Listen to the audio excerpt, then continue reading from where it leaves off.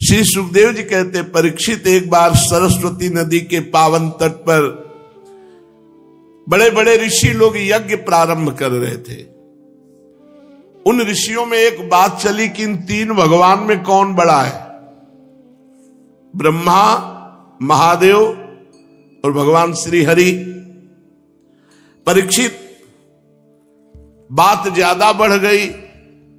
कोई कहता ब्रह्मा को, कोई कहता महादेव जी को, कोई कहता हरि को।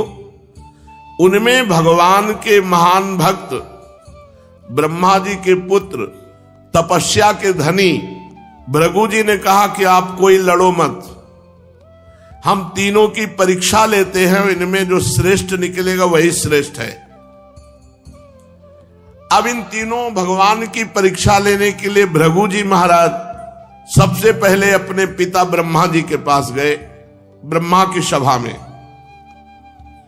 तो वहां जाके प्रणाम करना चाहिए, नमस्कार करना चाहिए, स्तुति करना चाहिए, कुछ नहीं किया, जाके खड़े हो गए। परीक्षा लेने के लिए ना तो उन्होंने नमस्कार किया, ना तो स्तुति की, ना प्रणाम किया। ब्रह्मा जी ने देखा कि ब्रह्म सभा में आकर सभा का अपमान हो रहा है, ना तो प्रणाम, ना नमस्कार, ना स्तुति। एकदम क्रोध आ गया। फिर अपने क्रोध को दबाते हुए देखा कि ये तो मेरा ही पुत्र भृगु है। तो भीतर ही भीतर विवेक बुद्धि से क्रोध को दबा लिया, जैसे कोई अरण्य मंथन से उत्पन्न अग्नि को जल से बुझा दे। देखा भृगु जी ने कि पिताश्री क्रोधित तो हुए पर अपने क्रोध को दबा लिया। बस फिर प्रणाम किया भृगु जी ने और वहां से चल दिए। परीक्षा हो गई। कैलाश पहुंचे। देवादिदेव भगवान शंकर ने देखा कि महर्षि भृगु जी पधारे, तो बड़े आनंद से खड़े होकर दोनों भुजाएं फैला दी कैलाश में, आओ भाई गले लगो। महर्षि भृगु जी ने कहा, मैं तुम्हारा आलिंगन नहीं स्वीकार करता, तुम लोक और वेद की मर्यादा का उल्लंघन करते, इसलिए मैं तुम्हें गले नहीं लगा सकता। भृगु जी की बात सुनी तो भगवान शंकर ने कहा, तुम्हें गले लगा रहे थे तो तुम्हारी समझ में नहीं आ रहा था, अब हमारा त्रिशूल तुम्हारे गले लगेगा। और त्रिशूल उठाया और कहा, तुम ऐसी। त्रिशूल उठाकर महर्षि भृगु को जब मारना चाहा तो सती जी ने पकड़ लिया। नहीं नहीं, ब्रह्म ऋषि की हत्या ठीक नहीं है। थोड़ी देर में भगवान शंकर जब शांत हुए, भृगु जी ने फिर प्रणाम किया। आखिरी में प्रणाम कर गए वैकुंठनाथ भगवान श्री हरि के धाम। उस समय लक्ष्मी जी की गोद में भगवान सर रखे हुए थे। भृगु जी सीधे गए और एक लात छाती में मारी।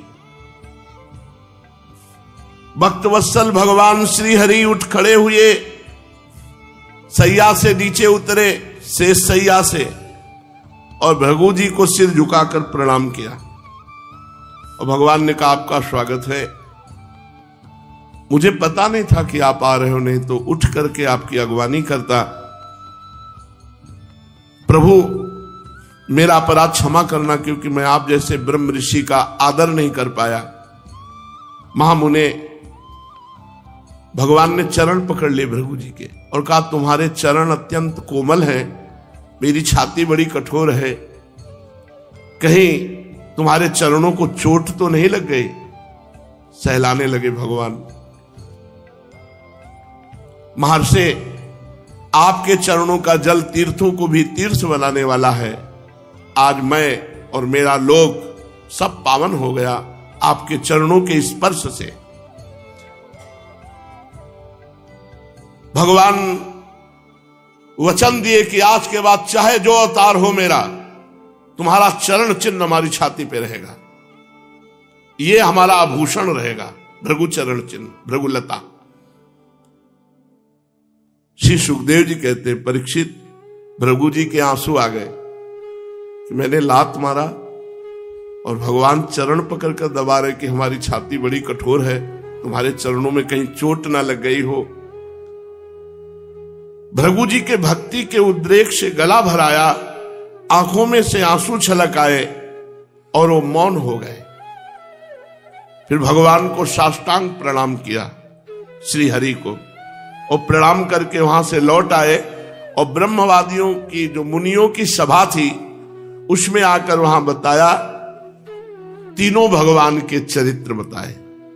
भृगु जी का अनुभव सुनकर सभी ऋषि मुनियों को बड़ा विस्मय हुआ, उनका संदेह दूर हो गया। तब से वे भगवान श्री हरि ही सर्वश्रेष्ठ ऐसा मानने लगे। वैसे तो भगवान श्री हरि ही ब्रह्मा है, भगवान श्री हरि ही महादेव है, महादेव ही श्री हरि है, कोई किंचित भेद नहीं है। भगवान श्री हरि ही साक्षात धर्म ज्ञान वैराग्य 8 प्रकार के ऐश्वर्य और चित्त को शुद्ध करने वाला यश प्राप्त होता है। शांत समचित्त अकिंचन और सबको अभय देने वाले साधु मुनियों के वे एकमात्र परम गति हैं, ऐसा सारे शास्त्र कहते हैं। भगवान की प्रिय मूर्ति है सत्व और इष्ट देव हैं ब्रह्म ऋषि। निष्काम शांत और विवेक संपन्न पुरुष श्री भगवान श्री हरि का भजन करते हैं। भगवान की गुणमयी माया ने राक्षस असुर देवता ये 3 मूर्तियां बनाई। इनमें सत्वमयी देव मूर्ति ही भगवान की प्राप्ति का साधन है। स्वयं भगवान समस्त पुरुषार्थ स्वरूप है।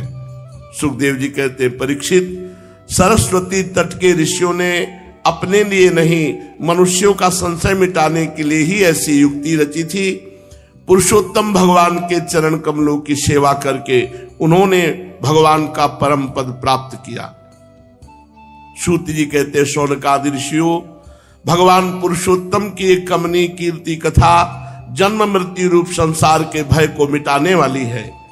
यह व्यासनंदन भगवान श्री सुखदेव जी के मुखारविंद से निकली हुई सुरभिमयी मधुमयी सुधा धारा है। इस संसार के लंबे पथ का जो बटोही अपने कानों के दोनों से इसका निरंतर पान करता रहता है, उसकी सारी थकावट जो जगत में इधर उधर भटकने से होती है दूर हो जाती है।